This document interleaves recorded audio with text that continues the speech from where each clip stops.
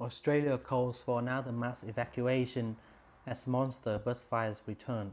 Australian authorities urge another mass evacuation across the heavily populated southeast on Thursday as the return of hot weather found huge bushfires threatening several towns and communities. Victoria State Premier Daniel Andrews urged communities to be on alert ahead of the extreme conditions. "If you receive instructions to leave, then you must leave," Andrews said in a televised briefing. "That is the only way to guarantee your safety."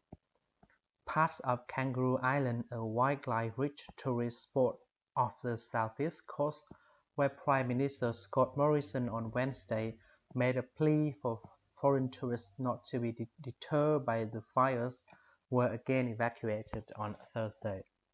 "I urge everyone to heed warnings, follow advice, and to head to the east part of the island, which is deemed safe at this point," South Australian Fire Chief Mark Jones said in a separate briefing in Adelaide.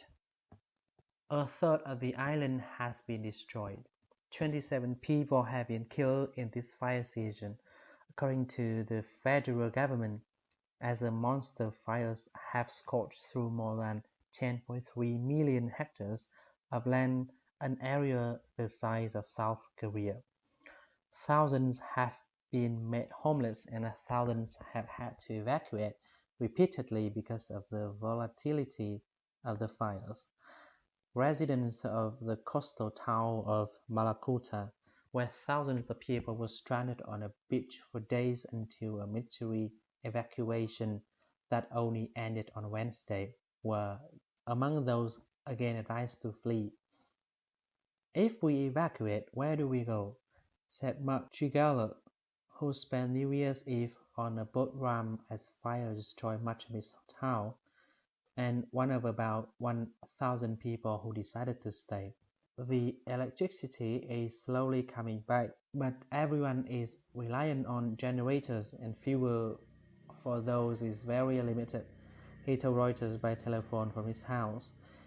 "People have now run out of petrol, so most in the town are now riding bicycles." Following are some highlights of what is happening in the bushfire crisis. A waterbombing helicopter ditched in a dam on New South Wales south coast on Thursday. The pilot was safe. Authorities have warned that the huge fires, spurred by high temperatures, wind, and three-year drought, will persist until there is substantial rainfall. The weather agency said there was no sign of that for months.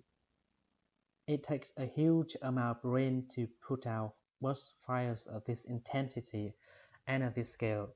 That is not forecast. South Australia Fire Chief Jones told reporters. Weather officials in South Australia issued a severe weather warning for some parts of the state north. New South Wales fire officials warned of extreme fire danger in the state Alpine region.